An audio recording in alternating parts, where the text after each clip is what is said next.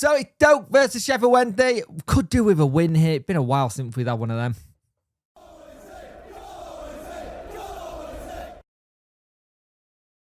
Hello and welcome to this video. If you could like, share and subscribe to the channel, much appreciate it. Liking helps the algorithm, sharing gets in front of people's faces, and subscribing lets me know you like the channel. Hit our notification bell to let you know when videos go live and live streams happen. We did a watch along for this. Thank you for everyone who turned up for the watch along. Really good watch along.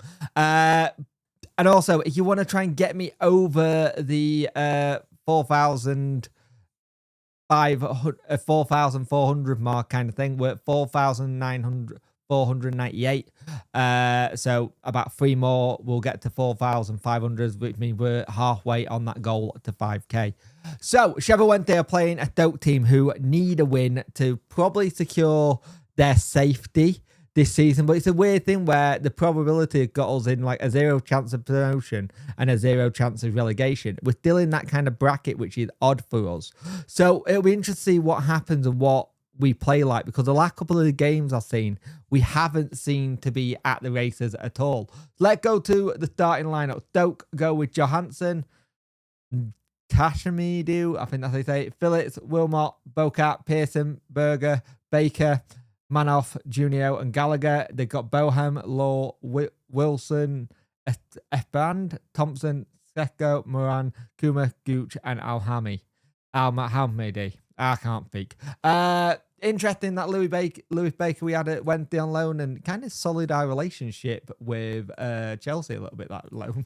The Wednesday team is Pearchard, Valerie, Awitway, Famaro, Hatterse, Shea Charles, Armstrong, Ingleson, Gassama, Windass, Patterson, Beadle, Valentine, Iorfa, Johnson, Bannon, Kabachi, Masaba, McNeil and Smith. I have no idea what's going on with the loan player we got in January. It just not worked. We've just not managed to get him to work, and it just feels like a proper wasted loan. But it's an interesting lineup, getting Patterson to lead the line again. I'd be interested to see what midfield of Ingleson, Armstrong and Shea Charles look like and how that goes. So I'm intrigued to see how that works, because I think you're looking at Armstrong and Ingleson as two people who could potentially be good next season for in that midfield battle. But we'll see.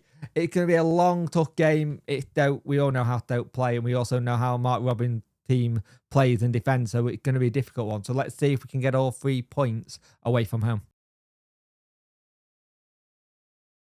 Another Wednesday performance where you're looking at it and you're questioning, are they actually performing?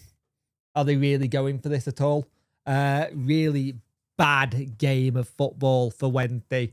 Nothing really got going, no shots on target, and it was all Stoke City. You can tell which team are in the relegation zone and needing to get out of that period. Well, they're above it, but in the bit where they need to get the wins.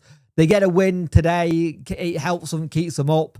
And again, we just look lethargic. We look slow. We don't look like we're there. We're trying to play the game out from the back, and that ain't working that much. It caused us a couple of mistakes. The goal they got was very simple. A ball across the pitch. Across the box. We don't do anything to defend it. We let them run at us, and it's a very good goal at the back post. And you're just thinking, that can't keep happening. And it's just, you can tell the players are just not there. They do feel like they just checked out. It just feels like they checked out for the season. No one's really going and making an effort to try and get forward. Going forward, it's been hit it long and hope someone gets hold of it. Armstrong had a really good, like, I'd say 5-10 minutes. And then he then couldn't get back into the game. You look at how we're trying to position ourselves to try and get the ball forward, and each time it's been snuffed out because they know they need this. They need this win. Now, I believe we are mathematically safe now with 53 points. 52 points is the most anyone can get now out of the rest of the remaining games, but it just doesn't help with it. But you're just looking at it and you're trying to think, how can we push on? How can Danny try and get the most out? This has been our crap 45-minute half of football that we get. We get a half where we're 45 minutes and we're naff. And this has been it. This has been the 45 minutes of naff football you get when Danny needs to go in there and change it with them. So, and again, like, the thing is, people say, oh, Danny, it's on Danny this. And it is on Danny, but it's also on the players. It doesn't look good on Danny if he's trying to look for a bigger job. If that is the case, that the players had lost the moment and to keep going. They're playing absolutely dreadful. And you can tell from the word go, Stoke want this more. We're just here because we have to be here. It does feel that way. So let's hope that it's another one of the cases of we get a better 45 minutes in the second half and wake up and change it. Because so far that half has been all Stoke and we don't deserve anything out of this game. Well, it feels like the huff puff is all but done for this season for Sheffield Wednesday Football Club, I'm afraid. Just not been at it at all. Again, another game where we are completely in second half. We have a little spell where we look okay. Look like we could get something in terms of like hitting the post twice. Smith looping header right near the end. Then he had a thing. But the goal that they scored for the second, it's ridiculous. Now it's all on Charles. Charles is crap. Charles should be nowhere near the first team. Charles is absolutely naff. I've seen enough to see that he shouldn't be a Sheffield Wednesday keeper. You've seen enough after 5 games. Okay, fair enough. He's made a mistake. Happens. Young keepers make mistakes. It come off the player's arse. I don't think that player will ever score a goal like that again. But once that goal went in, it just deflated us. It completely deflated us. We definitely look like a team who know that there's nothing to play for. Like, genuinely, there's going to be some people say, oh, we don't. We do. We look like a team who know there's nothing to play for. And it's a team that's not used to having that. They are used to getting to this part of the season where we are used to having something to play for. Now, the annoying thing is, mathematically, I think we are now safe. I think 53 points just keeps us safe. 52 is the most that Derby, Luton, and Plymouth can now get. But we could also have it where we end up being like 19th place by the end of the season after looking at trying to have a mid-table. And there were a couple of people who had said that they saw us finishing that around there, saying that there's probably not going to be enough of what we got. And though people, with everything that's happened, hindsight is a beautiful thing. I wanted a mid-table finish. I wanted a nice mid-table finish, and it's not looking like that. They just the fight gone. We had some good little moments, but then it got broken up and changed. And ironically, we started to look better when Barry Bannon came on.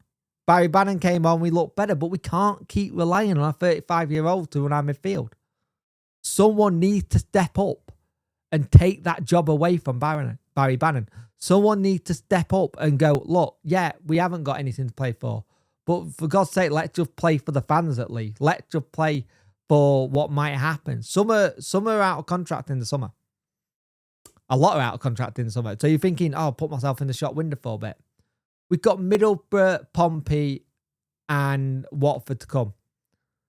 Both Pompey had a 5-2 win versus Norwich. Norwich are on 53 points as well, by the way.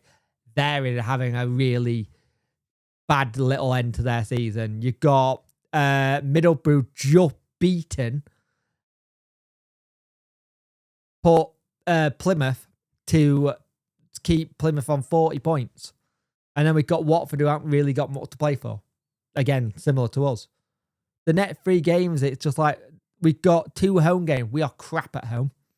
So I don't expect to say. I really hope we put something up against Pompey, because it's the last home game of the season. But the way we played the last couple of games, it's just felt so lethargic from the team. It just felt so slow, and the build-up for everything been laboured. I don't know what you would pick for your team on Monday. I generally don't know. I'd like to see what he picked if he changed it up a little bit.